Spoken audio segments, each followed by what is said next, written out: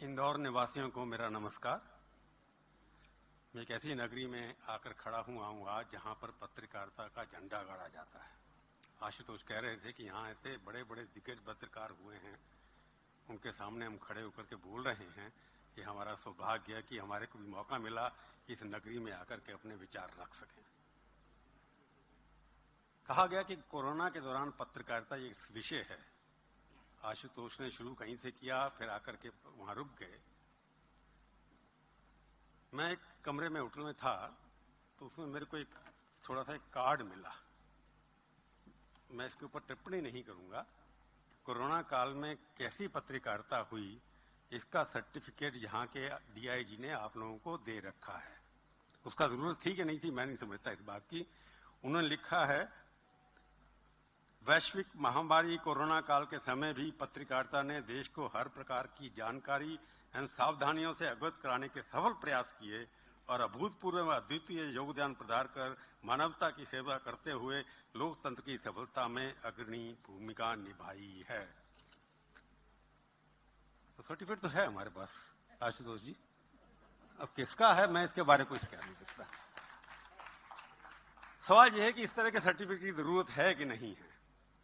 Corona काल में पत्रकारिता हुई या नहीं हुई, आशुतोष एक बड़ी बात कह रहे थे, मैं उसको दोहराना चाहता हूं कि क्या आज पत्रकारिता में किसी के सर्टिफिकेट की जरूरत है या नहीं है।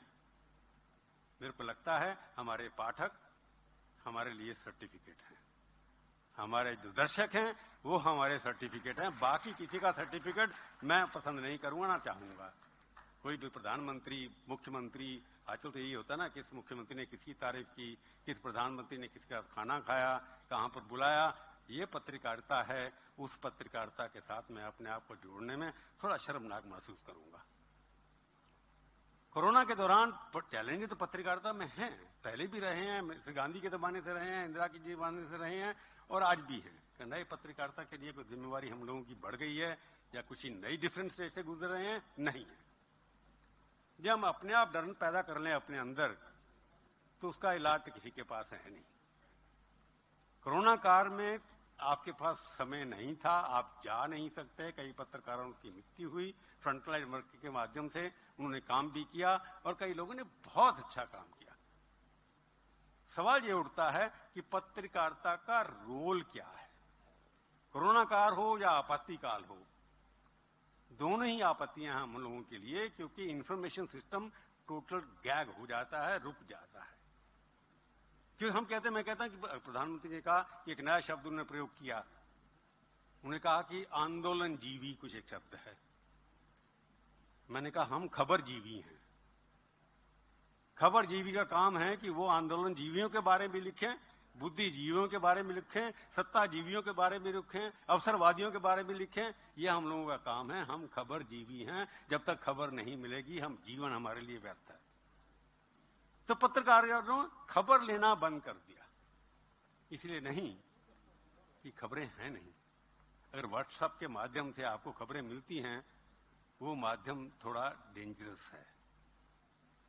कोरोना काल में यही हुआ कि व्हाट्सएप के माध्यम से आपके पास आकर के खबर आई, आपके पास चेक करने का समय नहीं है, कोई भी ऑफिसर आपका फोन लेने के लिए तैयार नहीं है, कोई मंत्री आपसे बात करने के लिए नहीं है, तो आपने वो टीवी पे भी चला दी, आपने वहां पर अखबारों में भी छाप दी। पर एक बात कहूंगा, प्रिंट पत्रकारिता जो है वो अभी भी टीवी पत्रकारिता से बहुत बेहतर है, उसकी साख बहुत अच्छी है। अगर पत्रकारिता इस देश में आज जिंदा है वो केवल प्रिंट की वजह से जिंदा है। ये जो 100 टीवी चैनल चलते हैं जिसको कुछ चंद लोग देखते हैं और चंद एंकर चलाते हैं, उसकी वजह से पत्रकारिता बदनाम हो रही है, परंतु मरेगी कभी नहीं, पत्रकारिता जिंदा रहेगी। सवाल होता है कोरोना काल के अंदर, मैं सवाल उठाना चाहता हूं, कोरोना काल के अंदर जैसे शुरू में हुआ, इंडियन एक्सप्रेस ने थोड़ी अच्छी की, बिहार के अंदर किस तरीके से बोगस टेस्ट हुए थे। 00 फोन नंबर है, उसके ऊपर भी टेस्ट हो गए, 10 टेस्ट हो गए। ये कोरोना जब खत्म हो गया तभी खबर बाहर आई, उससे पहले क्यों नहीं किया हम लोगों ने। कितने टेस्ट हो रहे हैं, कितने बोगस रहे हैं, कितने पैसे खर्च हो रहे हैं, किस तरह से फिगर बढ़ाई जा रही हैं। कोरोना आपातकाल भी एक बिजनेस बन गया है। ये पहली बार लगता है कि कोरोना काल को भी बिजनेस अपॉर्चुनिटी में कन्वर्ट कर दिया। हम पत्रकारों को पता ही नहीं है ये बात। किस तरह से कर, सैनिटाइजर बिकने शुरू हो गए, कुछ और चीज, क्योंकि आपत्ति थी, उसके अंदर से आपका ऑडिट नहीं होता है, कुछ ही पता नहीं। तो कितने टेस्ट हुए, कितने लोग, 1.5 लाख लोग इस देश के अंदर मर गए। हम अच्छे हैं कि हमारा मैनेजमेंट हो सकता है अच्छा हो, हमारा एंटीसिपेशन अच्छा हो, क्योंकि इतना 130 करोड़ की पॉपुलेशन के अंदर केवल 1.5 लाख लोगों की आपत्तिजनक मृत्यु हुई है, होनी नहीं चाहिए थी, रुक सकती थी। अच्छे प्रयास हुए हैं, कम लोग हुए, 1 करोड़ के लगभग 1 करोड़ 10 लाख के करीब हुए, जबकि 130 करोड़ पॉपुलेशन है। हमारा मैनेजमेंट अच्छा होगा। परंतु सवाल ये उठता है कि हम पत्रकारों ने पूरी खबरें अपने लोगों को तक दी के नहीं। अब आता है वैक्सीनेशन की बात। मैं उसके ऊपर इसलिए सवाल उठाऊं कि पत्रकारों को अभी तक सवाल नहीं पूछना आता, कि नहीं पूछते हैं। मैंने अभी सीधी बात जब शुरू की, थोड़े दिन के लिए शुरू की है, पहला सवाल जाकर के मैंने राजनाथ सिंह जी पूछा, जो हर पत्रकार को पूछना चाहिए था। मैंने नहीं देखा आज तक प्रेस कॉन्फ्रेंस में किसी टीवी जर्नलिस्ट को जो इंटरव्यू कर रहे हैं, किसी नेता से पूछते हुए कि आपने वैक्सीनेशन क्यों नहीं कराया। मेरे को इस देश के अंदर 31 मुख्यमंत्री हैं, 70 मंत्री हैं देश के अंदर जिन्हें कोरोना हुआ उन्होंने किया हो, 7,000 IPS ऑफिसर हैं, 8,000 IAS ऑफिसर हैं। उसमें से कितने लोगों ने टीका लगवाया है? क्यों नहीं लगवाते ये लोग? अगर आज 30% लोग या 40% टीका लगवा रहे हैं, इसका कारण क्या है? हम लोगों को खोज करनी चाहिए इसकी। ये डर का वातावरण, मैंने राजनाथ सिंह से पूछा, उसके बाद और लोगों से भी पूछा, क्यों नहीं लगाते? कि हम चाहते हैं कि फ्रंट लाइन वर्कर जो है वो सबसे पहले लगाए। अच्छा प्रिंसिपल है, अच्छी बात है, पुलिस वाले लगवाने चाहिए। क्या कांस्टेबल लगवाएगा फ्रंट लाइन वर्कर, या DIG है वो लगवाएगा, या IG है वो लगवाएगा? डॉक्टर को भी देख लीजिए आप इंदौर के अंदर टेस्ट करिए। मैं इंदौर के पत्रकारों को ये कह रहा हूं कि इंदौर के अंदर कितने लोगों को लगवाना चाहिए था, उसमें से किसने नहीं लगवाया। अगर उनके नाम छापना शुरू कर देंगे, वो सबसे अच्छी योगदान होगा आपका इसके लिए। छापिए ना, कि जो लिस्ट में एलिजिबल हैं लोग, जिनकी लिस्ट निकाली जाती है लोग, उनमें से कितने लोगों ने लगवाया इंजेक्शन। क्योंकि जब तक आप कॉन्फिडेंस बिल्ड नहीं करेंगे, तब तक कैसे प्रिवेंशन करेंगे आप? आपको lead by front, lead by example, lead by commitment to the cause. एक आपने सारे वर्ल्ड के अंदर सब प्रेसिडेंट्स ने, प्राइम मिनिस्टर ने पहले इंजेक्शन लगवाया और फोटो खिंचवाई, परंतु हमारे देश के अंदर कहते हैं हम सेवा कर रहे हैं जनता की, कि जनता के लोग पहले लगवाए, MLA नहीं लगवा रहे। सारे बिहार के अंदर इलेक्शन हो गया, फ्रंटलाइन वर्कर कौन है आज? जो वोट मांगने जाता है वो फ्रंटलाइन वर्कर, क्योंकि उसको सेवा करनी है, वो सत्ताजीवी है। तो सत्ताजीवी सबसे बड़ा फ्रंटलाइन वर्कर है, उसको इंजेक्शन लगवाना चाहिए, क्योंकि हम भी उससे मिलने जाते हैं। तो जो सबसे ज्यादा संपर्क करता है उसको सबसे पहले जाके इंजेक्शन लगवाना चाहिए। पत्रकारिता कोई कोरोना के दौरान अगर कोई करना है पत्रकारिता, तो ये करना चाहिए कि जो लिस्ट रोज निकलती है, जो क्राइटेरिया में लोग फिट बैठते हैं, अगर वो लोग नहीं लगवा रहे, इसका कारण क्या है? कि आज 33%, 33%, 1 करोड़ लोगों ने क्रॉस कर लिया इंजेक्शन। हमने रिकॉर्ड कैरी किया इंडिया के अंदर कि 1 करोड़ लोगों से ज्यादा ने इंजेक्शन लगवा लिया है। पत्र ये पता करिए कितने लोगों को अब तक लगना चाहिए था, वो क्यों नहीं लगा? हमारे को कहा कि जो हम मार्च तक या अप्रैल तक 30 करोड़ लोगों को कवर कर लेंगे, अभी आप फरवरी खत्म हो गया, 1 करोड़ लोगों को इंजेक्शन लगा है, क्यों नहीं लगा रहा? प्राइवेट सेक्टर को इंजेक्शन लगवाने की परमिशन क्यों नहीं दी जा रही? अगर कोई हमारे जो प्रोप्राइटर हैं अखबारों के या मालिकों का, अगर हमारे जनरली सबसे ज्यादा फ्रंटलाइन वर्कर है, उसको नहीं इंजेक्शन मिल रहा है, क्यों नहीं लगाने देते? तो पत्रकारिता का काम क्या है? कि खबर सुन के, देख के, कंफर्म करके जनता तक पहुंचाना, अपनी तरफ से नमक मिर्च नहीं लगाना, यही पत्रकारिता है। परंतु आप नमक मिर्च पैसे लगा देते हैं। कई जर्नलिज्म होता है कि I draw the conclusion first, उसके बाद मैं फैक्ट ढूंढता हूं कि मेरे कंक्लूजन फिट होता है कि नहीं होता। I decide the headline first, कि ये मेरे अखबार की हेडलाइन आज सुबह की है, और शाम को टीवी के अंदर ये debate number 1, debate number 2, debate number 3, उसके अंदर guest number 1, guest number 2, guest number 5, सब एक भाषा में बोलेंगे। वो सब चलेगा नहीं, एक फेज है। हमारे यहाँ पॉलिटिकल स्टेबिलिटी है, हमारे यहाँ इकोनॉमिक स्टेबिलिटी है, लोग इससे सहमत ना हो, चाहे आप कुछ ही कह सकते हैं। हमारे यहाँ एक स्ट्रांग लीडरशिप भी है, उनके अपने नुकसान फायदे हो सकते हैं।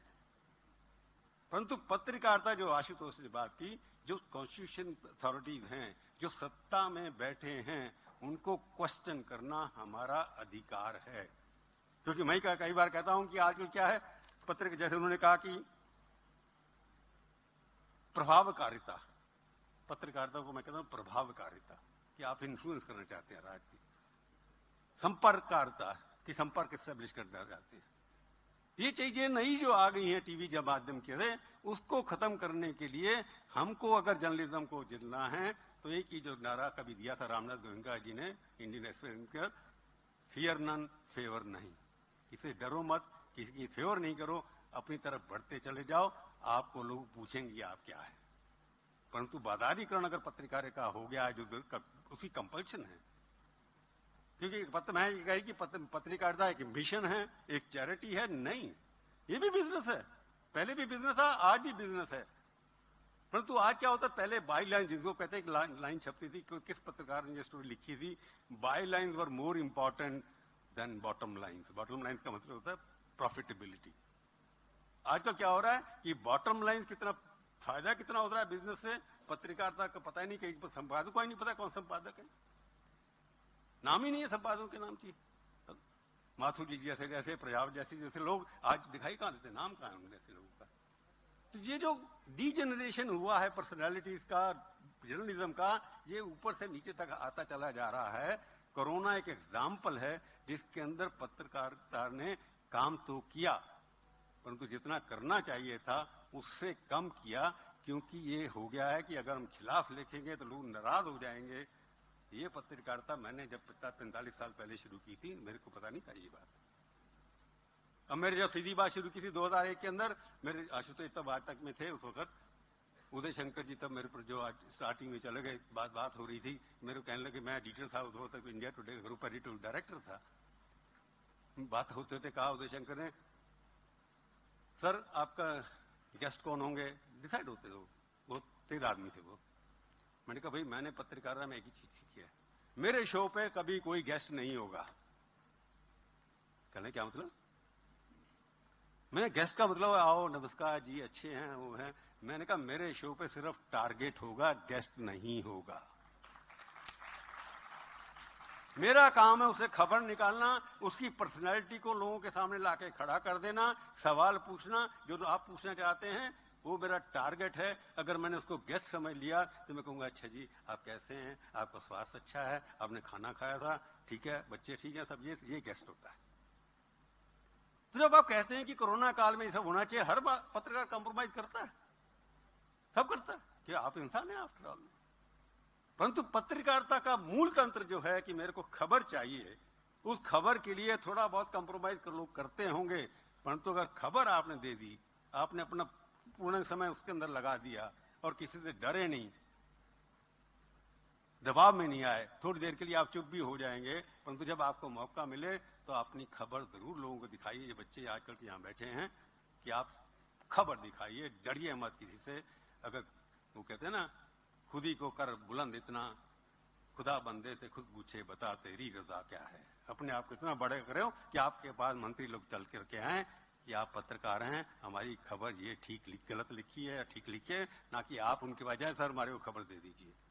ये बदल गया है तरीका कि हम जाकर के हाथ पैर जोड़ते हैं या प्रेस रिलीज मंगाते हैं, उल्टा हो रहा है। इस रूट को बदलना होगा। रिवर्स जर्नलिज्म जो है, जो आपका टारगेट हो रहा है, वो आपको खबर भी बता रहा है, आपको ये भी डिसाइड होता है गेस्ट कौन होगा, सवाल क्या होंगे, जवाब क्या होंगे, ये पहले से तय हो जाता है। ये अच्छी चीज नहीं है। मैं कहता हूं एक बार खबर जो हिंदुस्तान के अंदर पत्रकारिता पहले भी जिंदा रही है, मारने की कोशिश की गई है, अब भी जिंदा है।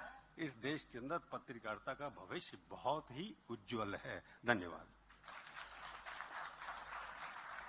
धन्यवाद प्रभु चावला जी। अपने आप में प्रभु चावला जी एक विश्वविद्यालय हैं, जितना भी इनसे सीखो कम ही पड़ता है।